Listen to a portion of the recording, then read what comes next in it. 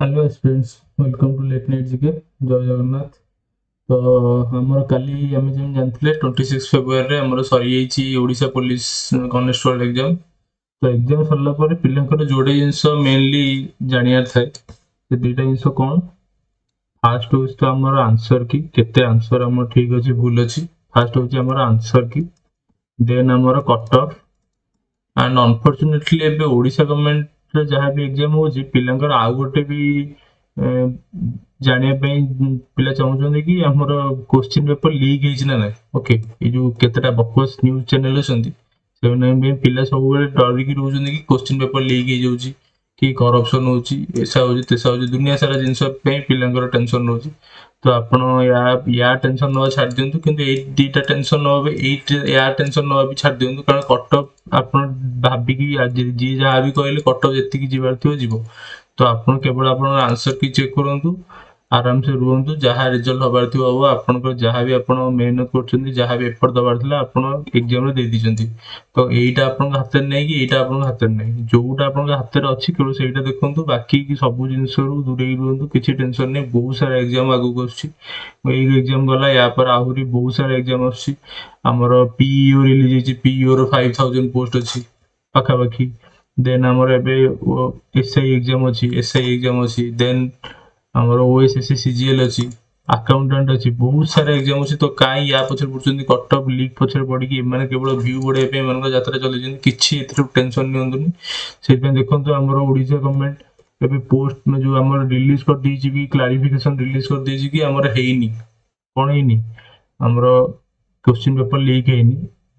ପଢିଦବା ଏଇଟା କଣ ଲେଖା ହେଇଛି। A news report was found that constable recruitment question paper was leaked. Based on the news, immediately investigation was done. ସେ ସାଙ୍ଗେ ସାଙ୍ଗେ investigation କଲେ। Okay. It was reported that in the news that question paper was leaked and it was going viral. Upon inquiry, it was found that some photos were getting viral in social media, claiming that they were images of question paper of constable recruitment. Investigation found that the viral images were not that of question paper of today constable exam. ଦେଖିଲେ, ସବୁ ଆଜ୍ଞା ପଇସା view ର ଚକ୍କର, ଆଉ କିଛି ନାହିଁ। ପଇସା ଇନକମ କରିବା ପାଇଁ ଲୋକ ବହୁତ ତଳକୁ ପଳଉଛନ୍ତି। It is clear that some mischievous person has circulated some fake question to create atmosphere of suspicion among the candidates. It is hereby informed to all candidates not to believe in such false news. ମୁଁ ବି ଆପଣଙ୍କୁ କହିଥିଲି totally ସେଥିରେ believe କରନ୍ତୁନି, panic ହୁଅନ୍ତୁନି। Entire process of constable recruitment from receiving question paper, sealed boxes, distribution to exam centers by armed police persons, opening of boxes, distribution of question packets, opening of sealed question packets in front of candidate each room are all done under CCTV footage. ଆପଣ ଗୋଟେ କଥା ଭାବନ୍ତୁ, ଆପଣ ଯୋଉଠି ଯାଇକି service କରିବା ପାଇଁ exam ଦଉଛନ୍ତି, ସେଇ ସର୍ଭିସକୁ ସେଇ ଗଭର୍ଣ୍ଣମେଣ୍ଟକୁ ଯଦି ଆପଣ ସବୁବେଳେ ଡାଉଟ୍ କରିବେ, ହଁ କିଛିଟା ପ୍ରୋବ୍ଲେମ ରହୁଛି, କରପ୍ସନ ର କିଛିଟା ଚାନ୍ସ ହଉଛି, କିନ୍ତୁ ସବୁବେଳେ ଆପଣ ଡାଉଟ୍ କରନ୍ତୁନି। ଯୋଉ ଫେକ୍ ନ୍ୟୁଜ ଚ୍ୟାନେଲ ଇଏ ଚ୍ୟାନେଲ ୟାଙ୍କୁ ତାଙ୍କ କଥାକୁ ଶୁଣିକି କେବେ ବି ଆପଣ ଡିମୋଟିଭେଟ ହୁଅନ୍ତୁନି। ଏତେ ଏତେ ପୋଷ୍ଟ ଅଛି, ସବୁ ଯଦି କରପ୍ସନ ହେଇଥାନ୍ତା ତାହେଲେ ବହୁତ ବହୁତ ପିଲାଙ୍କର ସକ୍ସେସ ଷ୍ଟୋରି, ଯେମିତି ଆପଣ ବିଶ୍ୱଜିତ ଦାସ ଦେଇଦେଲେ, ବହୁତ ବହୁତ ପିଲାଙ୍କର ସକ୍ସେସ ଷ୍ଟୋରି ଅଛି ଯୋଉମାନଙ୍କ ପାଖରେ ଟଙ୍କାଟେ ମାନେ ପଢିବା ପାଇଁ ପଇସା ବି ନଥିଲା, ସେମାନେ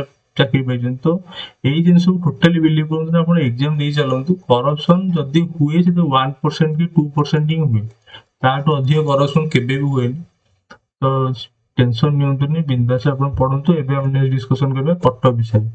ଆମର ଏକ୍ସପେକ୍ଟେଡ କଟଅଫ କେତେ ରହିବ, ତ ଆପଣ ଜାଣିଛନ୍ତି ଆଭରେଜ ଆମର ଫିଜିକାଲ କୁ ପାଖାପାଖି 23,000 ଭଳିଆ ପିଲା ଯିବେ। ଓକେ, ଏତିକି ପିଲା ଯିବେ। ଆଣ୍ଡ କନେଷ୍ଟବଳ ର ଫିଜିକାଲ ଏତେ ବି ମାନେ ଇଜି ନୁହଁ। ଓକେ, ଏସଆଇ ର ଫିଜିକାଲ କମ୍ପାରେଟିଭଲି ଇଜି, ଗୋଟେ ପିଲାଟେ କରିଦେଇ ପାରିବ, କିନ୍ତୁ କନେଷ୍ଟବଳ ର ଫିଜିକାଲ ବହୁତ ହାର୍ଡ।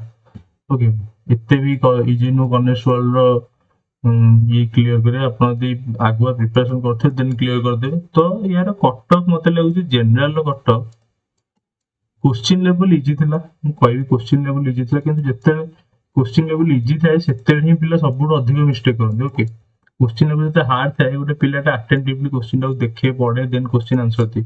କିନ୍ତୁ ଇଜି ଥିଲାବେଳେ ତାଙ୍କର ମୁଣ୍ଡରେ କଣ ହୁଏ, ମୁଁ ବି ଏକ୍ଜାମ ଦେଇଛି, ମୁଁ ବି ଏଇ ଜିନିଷ ଫେସ୍ କରିଛି। ଆଉ ଅପସନକୁ କେହି ମାନେ ଧ୍ୟାନ ଦିଅନ୍ତିନି। କୋଶ୍ଚିନ୍ ଦେଖିଦେଲେ, ମନେକର ଗୋଟେ ଅଛି, ଗୋଟେ କୋଶ୍ଚିନ୍ ପଡିଛି 3 + 2 + 5 ଇକ୍ୱାଲ୍ ଟୁ କେତେ ହବ, 3 2 5 5 10।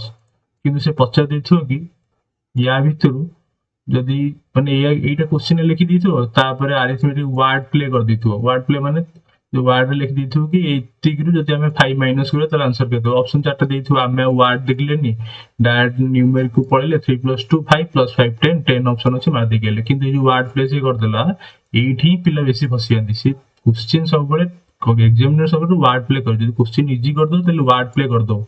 ତ କୋଶ୍ଚିନ୍ ପିଲା ଆଉ ପଢିଲେନି, ଆଗରୁ 4 5ଟା କୋଶ୍ଚିନ୍ ଇଜି ଦେଇ ଆସିଛନ୍ତି, ଏଇଟା ବି ଇଜି କୋଶ୍ଚିନ୍ ଭାବିଦେଲେ, ନ୍ୟୁମେରିକ ଦେଖିଦେଲେ, ଅପସନ ଦେଖିଦେଲେ, ଆନ୍ସର କରିଦେଲେ, ପଳେଇଲେ। କିନ୍ତୁ 10ଟା ଆନ୍ସର ଭୁଲ ହବ। ସେଇ ଟାଇପର କୋଶ୍ଚିନ୍, ସେଇ ଟାଇପର ହିଁ ପିଲା ବହୁତ ସାରା ଫସନ୍ତି। ଏଇଟା ଇଜି କୋଶ୍ଚିନ୍ ହିଁ ପିଲା ବେଶୀ ଫସନ୍ତି। ଓକେ, ତ ଜେନେରାଲ କଟଅଫ ମତେ ଲାଗୁଛି ଏଇ ଆମର ଫିଜିକାଲ ପାଇଁ 68 ରୁ 73 ଭିତରେ କଟଅଫ ଯିବ। ଯଦି ଆପଣଙ୍କର 73+ ଅଛି ତାହେଲେ ବିନ୍ଦାସ ପ୍ରିପାରେସନ କରନ୍ତୁ। ଯଦି 68 ରୁ ବିଲୋ ଅଛି ଫିର ବି ଆପଣ ପ୍ରିପାରେସନ ଛାଡନ୍ତୁନି, କାରଣ ୟା ଆଗକୁ ଆହୁରି ବହୁତ ସାରା ଏକ୍ଜାମ ଅଛି। ଓକେ, ତ ପ୍ରିପାରେସନ ଟୋଟାଲି ଛାଡନ୍ତୁନି। 68 ରୁ 73 ଭିତରେ ଯଦି ଅଛି ତାହେଲେ ଆପଣଙ୍କ ଚାନ୍ସ ବହୁତ ଅଛି ଆପଣ ପାଇଯିବାର। ଆଉ ଫିଜିକାଲ ପାଇଁ ଲାଗିଯାଆନ୍ତୁ। ଆଉ 73+ ଯଦି ଅଛି ସେମାନେ 100% ଲାଗନ୍ତୁ, କିଛି ଅସୁବିଧା ନାହିଁ। ଦେନ୍ ଆମର ହେଲା SC ST, ଏମାନଙ୍କର କହିବା କିଛି ଦରକାର ନାହିଁ, ସବୁ 5 ମାର୍କ ଏପଟ ସବୁ। 68 ମାନେ 60 ରୁ 65 ଭଳିଆ ଯିବ ST, କି ତାଠୁ ବି କମ ଯାଇପାରେ। 55 ରୁ 60 ଭିତରେ ଯିବ। କିନ୍ତୁ କୋଶ୍ଚିନ୍ ଲେଭେଲ ଯେହେତୁ ଇଜି ପଡିଛି, ତ ଏଇଟା ମୁଁ କହିପାରୁନି ଏତେ ସିଓର ହେଇକି, ତ 60 ରୁ 65 ଯିବ। ST ଯିବ ଆମର ସେଇ 58 ରୁ 63 ଭିତରେ କଟଅଫ ଯାଇପାରେ। ତ ଏଇଆ ହଉଛି ଆଜିର କଟଅଫ ଆନାଲିସିସ୍।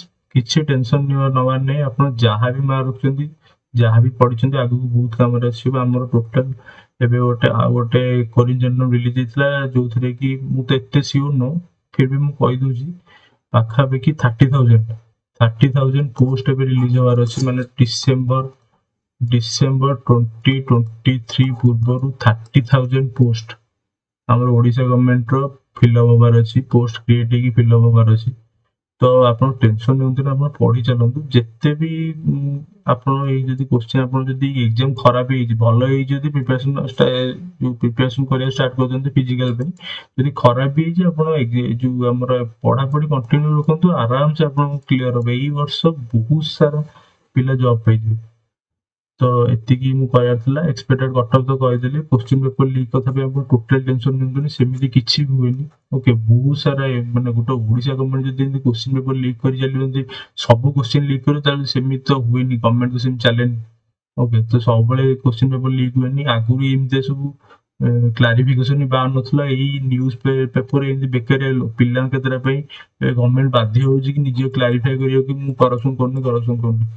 କରପ୍ସନ ସବୁବେଳେ ସବୁଠି ହୁଏନି। ଓକେ, ଆପଣ ଓଡିଶା ପୋଲିସରେ ଆପଣ ଆଗକୁ ଯାଇକି ପୋଷ୍ଟିଂ ହେବେ, ତ ଆପଣ ତାର ହିଁ ନିନ୍ଦା ଏବେଠୁ କାହିଁ କରୁଛନ୍ତି? ତ ଆରାମସେ ପଢାପଢି କରନ୍ତୁ, ଟେନସନ ନିଅନ୍ତୁନି। ଏତିକି ହିଁ କହିବାର ଥିଲା। ଜୟ ଜଗନ୍ନାଥ।